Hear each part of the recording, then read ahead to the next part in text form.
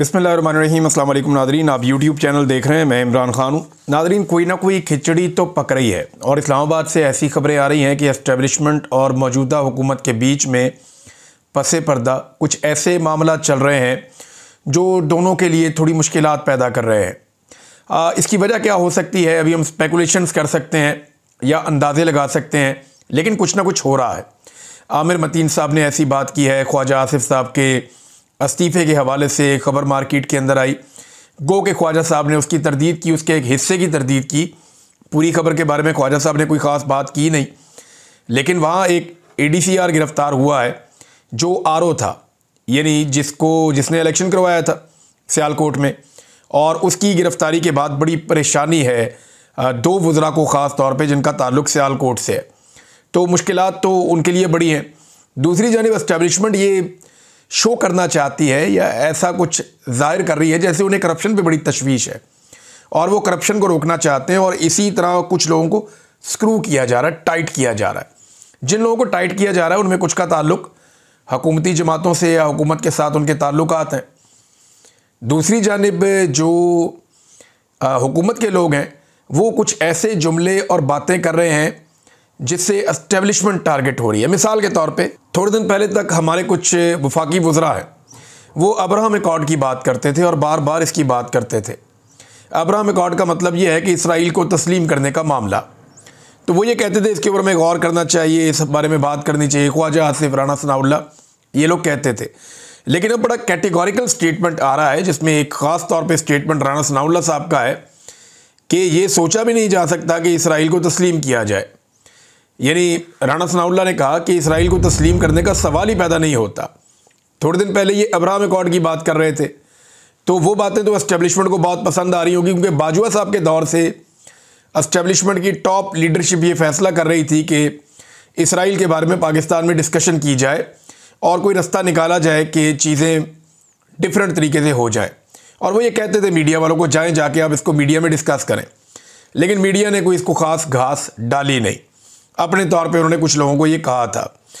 अच्छा, अब इसमें जो है वो मामला ये है कि शायद कोई रुकावट पैदा हो गई है या कोई कानूनी रुकावट है, क्योंकि मेरे कुछ दोस्त हैं इस्लामाबाद में, उन्होंने कहा कि मौजूदा जो फील्ड मार्शल आसिम मुनीर साहब हैं, इनकी मुद्दत मुलाजमत 3 साल है, और अगर इन्होंने 5 साल वाला फ़ायदा उठाना है तो उसके लिए हुकूमत को कुछ कानूनी इक़दाम करने होंगे, फिर ये 5 साल वाली ऑफ़र से फ़ायदा उठा सकेंगे।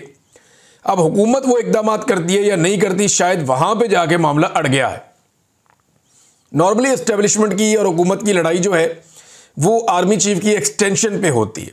ज़्यादातर जो लड़ाई होती है वो आर्मी चीफ की एक्सटेंशन पे होती है। जैसी एक आर्मी चीफ की मुद्दत मुलाजमत पूरी होने लगती है तो वो साल लड़ाइयों का साल होता है।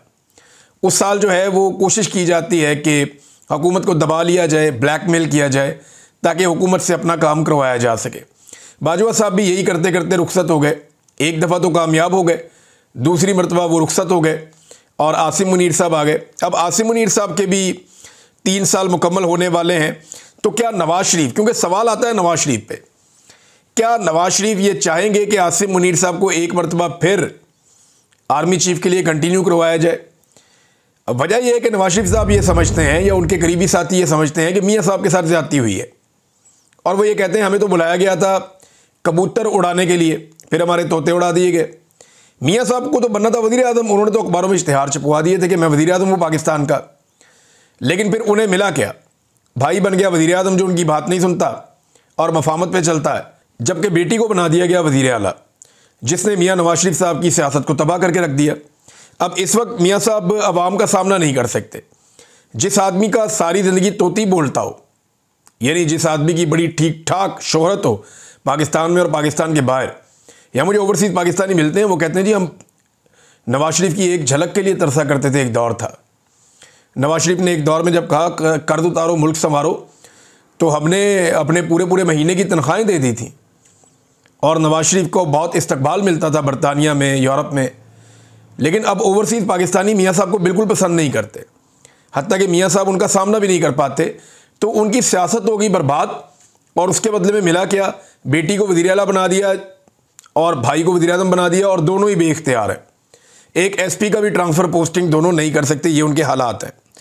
तो अब क्या नवाज शरीफ साहब ये चाहेंगे कि मौजूदा एस्टेब्लिशमेंट कंटिन्यू करे या आर्मी चीफ को एक्सटेंशन 2 साल वाली मिले? ये भी मामला हो सकता है। और कुछ ऐसी खबरें आ रही हैं कि जो एस्टेब्लिशमेंट के मंजूर नज़र कुछ वज़रा हैं, उनको जो हुकूमती वज़रा हैं उनके बीच में एक तनाव पैदा हो गया है। और अब जो एस्टेब्लिशमेंट के मंजूर नज़र वज़रा हैं वो खटकना शुरू हो गए हैं हुकूमती वज़रा को, क्योंकि हुकूमती वज़रा को 2/3 अक्सरियत मिलने के बाद वो काफ़ी तवाना महसूस कर रहे हैं और उन्हें लगता है कि अब उन्हें ब्लैकमेल नहीं किया जा सकता। लिहाजा ये एक चीज़ हो रही है। अगर किसी को अभी भी ये गलतफहमी है ना कि एस्टेब्लिशमेंट को प्रॉब्लम है करप्शन से, तो ये गलतफहमी दूर करने के लिए मैं आपको एक और चीज़ बताता हूँ। देखिए, इस वक्त 2 बहुत बड़े स्कैंडल पाकिस्तान में है। एक चीनी माफिया का स्कैंडल है, बहुत बड़ा स्कैंडल है। अगर एस्टेब्लिशमेंट को थोड़ा सा भी करप्शन से प्रॉब्लम होता तो वो इस स्कैंडल की तरफ तवज्जो करते, जहां अरबों रुपया आवाम की जेब से अभी इस वक्त निकाला जा रहा है और लगातार निकाला जा रहा है। तो इस पे उनकी बिल्कुल तवज्जो नहीं है। और मैं आपको बताऊं, ये उनका काम भी नहीं है। उनका क्या लेना देना नैब के साथ, एंटी करप्शन के साथ, FIA के साथ, एहतसाब के साथ। ये तो ज़बरदस्ती पाकिस्तानी इंटेलिजेंस एजेंसीज़ ने एस्टेब्लिशमेंट के ज़रिए साया इन चीज़ों पे कंट्रोल किया हुआ है। इन इदारों को आज़ाद होना चाहिए और ये आज़ादी के साथ एहतसाब करें तो वो बेहतर है। लेकिन फिर भी मैं आपको ये कहूँगा कि अगर कोई ड्रामा आपके सामने करे कि मौजूदा मिलिट्री एस्टेब्लिशमेंट करप्शन के बहुत खिलाफ है, तो आपने सिंपल उनके सामने ये चीनी वाला स्कैंडल रख देना कि ना चीनी वाला स्कैंडल है, इस पर बता दें आप कि एस्टेब्लिशमेंट ने क्या किया। दूसरा, गंदम का एक बड़ा खौफनाक स्कैंडल है अरबों रुपए का, ये अनवारुल्लाह काकड़ साहब, उस पर क्या किया। फिर ये एक रिपोर्ट है जो हमारे बड़े अच्छे जर्नलिस्ट हैं सनाउल्लाह साहब, उन्होंने ये रिपोर्ट दी है। उन्होंने कहा कि ये आसिफ अली जरदारी और नवाज शरीफ ने और यूसुफ रज़ा गिलानी ने तो पहले ही तोशाखाना का माल धड़ल्ले से लूट लिया था, लेकिन अनवारुल हक काकड़ ने निगरान वज़ीर आज़म के आखिरी दिनों में हद ही कर दी। काबीना डिवीज़न से 2 बुलेट प्रूफ गाड़ियाँ उन्होंने उठा ली, खुद ही मंजूरी दी और ढिठाई से अब कहते हैं कि हाँ मैं इस्तेमाल कर रहा हूँ। तो अनवारुल हक काकड़ के ऊपर ये इस मामले को उठा लें। मरीम नवाज का 10 खरब वाला मामला भी है। 10 खरब की हेर फेर रिपोर्ट हुई है और बाकायदा सरकारी सतह पर रिपोर्ट हुई है, वो मामला उठा लें। तो कुल मिला के बात यह है कि एस्टेब्लिशमेंट को करप्शन से किसी किस्म का कोई प्रॉब्लम नहीं है, और जो ये सोसाइटियां कब्जे वब्जे करती हैं इससे भी कोई प्रॉब्लम नहीं है। मैं साबित कर देता हूं। अगर एस्टेब्लिशमेंट को कब्जे से प्रॉब्लम होता तो क्या DHA लोगों की ज़मीनों पर कब्जे कर रहा होता? गुजरावाला से बेशुमार मनाजिर मेरे पास मौजूद हैं। शाहिद असलम साहब की पूरी एक रिपोर्ट मौजूद है और उसमें पूरा बताया गया है, और उसके अलावा मैंने खुद इसको 2-3 दफ़ा रिपोर्ट किया है। वहाँ गुजरावाला के जो राहवाली के लोग हैं वो हमें बताते हैं कि उनके देहातों को किस तरीके से ज़रूरी ज़मीनों को DHA के लोग छीन रहे हैं, क्योंकि वो मेन बुली वार्ड में आ रहा है, बीच का एक एरिया है और ये सदियों पुराने देहात हैं, बहुत पुराने तारीखी नौइयत के। अब उनसे वो देहात, उनकी ज़मीनें छीनी जा रही हैं, उनके डेरे मसमार किए जा रहे हैं, वहाँ पुलिस की भारी नफरी ले जाई जाती है। वो जो लोग पुलिस को जाकर दरख्वास्त देते हैं कि हमारी ज़मीनों पर DHA कब्जे कर रहा है, उनको रोकें, उन्हीं के खिलाफ DHA पर्चे करवा देता है बाद में। वो बेचारे लोग गिरफ्तार होते हैं, वीडियो बना बना के बताते हैं कि यार हमारी ज़मीनें छीन रहे हैं, हमारा रोज़गार छीन रहे हैं, सदियों से हमारे आबाओ अजदाद यहाँ पे ज़राई ज़मीनों के ऊपर यहाँ पे ज़राअत करते आए हैं, फसलें उगाते आए हैं, हम किसान हैं, हमसे हमारा सब कुछ छीना जा रहा है और ओने बोने लिया जा रहा है। यानी वो ये कहते हैं कि 1 करोड़ वाली जगह 20 लाख में लेते हैं हमसे और यहाँ पे कमर्शियल एरियाज़ बनाएंगे, खुद बनाएंगे यहाँ से अरबों रुपये और हमें कुछ भी नहीं देते। ये भी वो किसान बात करते हैं। तो अगर कब्ज़ा ग्रुप से नफ़रत होती एस्टेब्लिशमेंट को तो DHA कब्ज़े ना करता, नंबर 1। नंबर 2, अगर करप्शन से नफ़रत होती है एस्टेब्लिशमेंट को तो उनकी नाक के नीचे, क्योंकि अभी हुकूमत वही कर रहे हैं ना, ये चीनी स्कैंडल, ये गंदम स्कैंडल, ये 10 खरब का स्कैंडल, ये सारे स्कैंडल अभी ना आए हुए होते, बल्कि ये स्कैंडल पकड़े जा चुके होते, अभी तक बंदे अंदर होते। तो ये सिर्फ आपको दिखावा करने के लिए चीज़ें हैं, इनका हकीकत से किसी किस्म का कोई ताल्लुक नहीं है। अब मिसाल के तौर पे आप ये देखें ना कि आसिम मुनीर साहब के आप ताल्लुकात देख लें उन लोगों के साथ जिन पे करप्शन के केसेस रहे हैं। जरदारी साहब और शरीफ ख़ानदान को कैसे NRO मिला है, और आसिम मुनीर साहब जो उम्रा कर रहे थे वो दाएं बाएं आप देखें ना कौन लोग खड़े थे। ये वही लोग खड़े हैं जिनके ऊपर करप्शन के केसेस हैं और जो साबित नहीं कर पाए और इनको NRO लेना पड़ा। इनमें एक शख्स तो वो है जो सऊदी अरब की सरजमीन के ऊपर एक जज को लेकर बैठा हुआ था हरम के अंदर और उसके साथ वादे वईद कर रहा था। और वो जज ने बाद में बताया कि उसके ऊपर दबाव डाला जा रहा था कि वो फैसला इस खानदान की मर्जी के मुताबिक दे। इस खानदान को इसीलिए सिसिलियन माफिया अदालत ने कहा था, गॉडफादर अदालत ने कहा था। बहरहाल ये कोई दिलचस्पी एस्टेब्लिशमेंट को नहीं है इस बारे में कि वो करप्शन को पकड़े। मामला सिर्फ एक ही है कि दबाव बढ़ाना है दोनों तरफ से लोगों ने, ताकि नौकरी वाला मामला जो है वो चलता रहे। अब एक खबर जो है ना जाहिद गशकोरी साहब ने दी है, ये इंपॉर्टेंट है, मैं आपके साथ ज़रूर शेयर करूंगा। इसका ताल्लुक खैबर पख्तूनख्वा में कोहिस्तान स्कैंडल है उससे लेकर है। ये कहते हैं जी कि 40 अरब रुपए के कोहिस्तान स्कैंडल में एक बड़ी पेशरफ्त हो गई है। इसमें 56 कंपनियां और अफराद मुलव्वस हैं जिनके 100 अकाउंट में 36 अरब रुपए की ट्रांजैक्शन सामने आई है। एक ट्रक ड्राइवर के अकाउंट में 16 अरब रुपए की ट्रांजैक्शन हुई है। ड्राइवरों के चपड़ासियों के अकाउंटों में हमने पहले भी सुना है कि पैसा आता रहा है। मकसूद चपड़ासी आपको याद होगा दुबई में मर गया, उसके अकाउंट में अरबों रुपया था और शरीफ खानदान का चपड़ासी था वो। इसी तरह अब एक ट्रक ड्राइवर के बारे में पता चल रहा है कि 16 अरब रुपए की ट्रांजैक्शन हुई है। इस्लामाबाद और दीगर 7 बड़े शहरों में बड़ी बड़ी प्रॉपर्टीज़ की कीमत 66 अरब रुपए है। और इसके अलावा वो कह रहे हैं जी कि ठेकेदार भी शामिल हैं, बैंक अफसरान भी शामिल हैं, हुकूमती अफसरान भी शामिल हैं, साबिक वजीर और एक साबिक रुकन पार्लियामेंट भी इसके अंदर शामिल है। नैब ने इस सिलसिले में 7 अफसरान को गिरफ्तार भी कर लिया है। लग्जरी गाड़ियां भी बरामद कर ली हैं जिनकी तादाद 88 है। तहकीकात हो रही है और यह दावा किया गया जाहिद गशकोरी की जानिब से कि इस तहकीकात में वज़ीर आला अली अमीन गंडापुर और साबिक वज़ीर आला की तरफ भी ये तहकीकात बढ़ रही हैं, यानी महमूद खान और अली अमीन गंडापुर की तरफ ये तहकीकात बढ़ रही हैं। ये दावा किया जाहिद गशकोरी साहब ने अपनी खबर में। अब नाज़रीन एक और चीज़ जिसको पाकिस्तान का मीडिया डिस्कस नहीं कर रहा और वो खबर मैं आपके सामने रखता हूँ। ये खबर है सियालकोट में गिरफ्तार होने वाले ADCR के बारे में, additional deputy commissioner revenue Mohammad Iqbal. उनकी गिरफ्तारी के बाद कुछ इंकशाफात सामने आए। पुलिस ने एक मरतबा फिर उनका रिमांड ले लिया। अगर तो ख्वाजा आसिफ साहब कोई दबाव डाल रहे थे तो वो दबाव काम नहीं आया।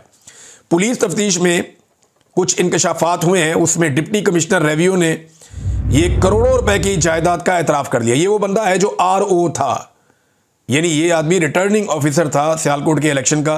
और जैसा वो इलेक्शन हुआ वो आपके सामने है। रेहाना डार साहबा का इलेक्शन देख लें, बाकी इलेक्शन देख लें, सारे आपके सामने कि सियालकोट में हुआ क्या है।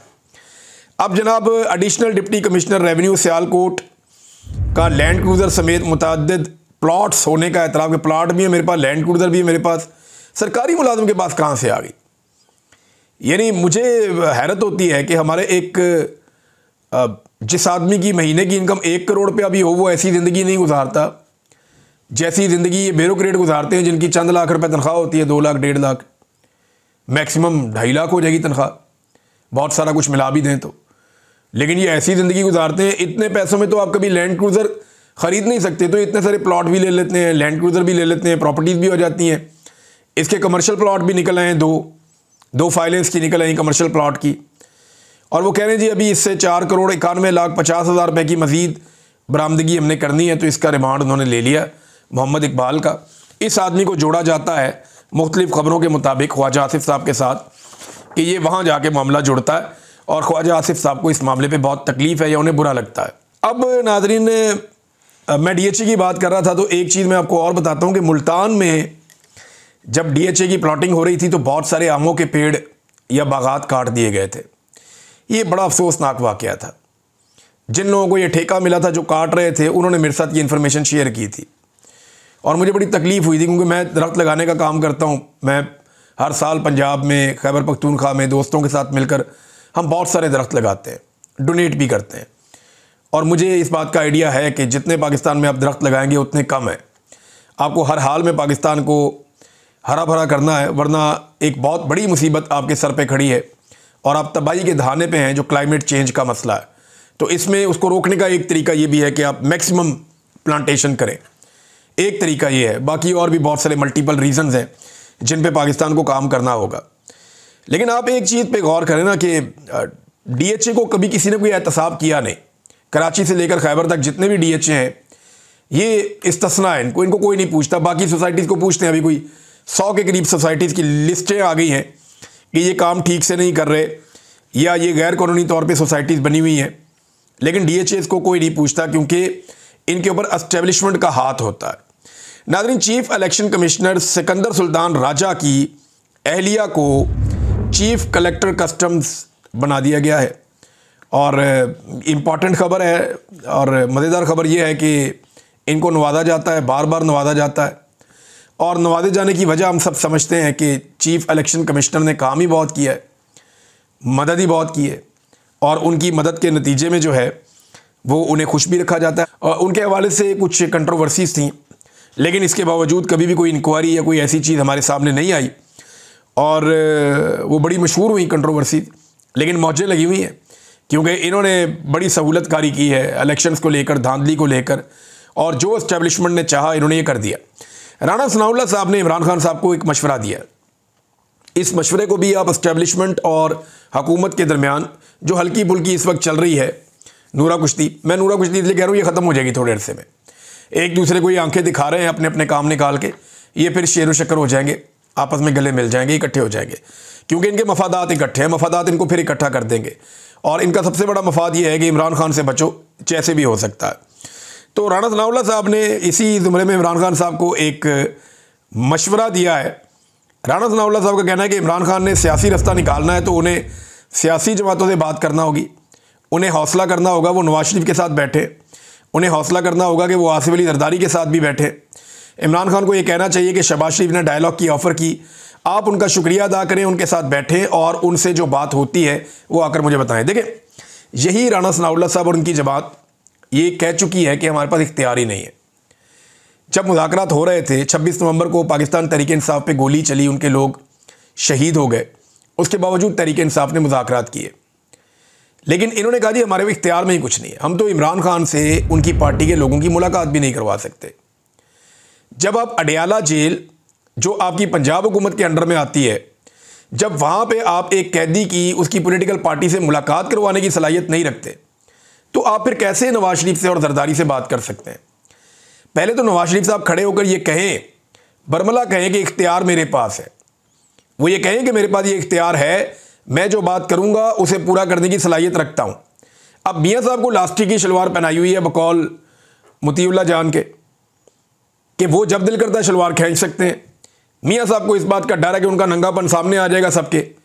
वजह यह है कि यास्मीन राशिद साहबा इलेक्शन जीती हैं बड़ी लंबी लीड से, और वो मामला भी पेंडिंग पड़ा हुआ है। तो जिस दिन मियाँ साहब की लास्टिक की शलवार खींची एस्टेब्लिशमेंट ने, ये सीट हाथ से चली जाएगी और मियाँ साहब की इज्जत मिट्टी में मिल जाएगी।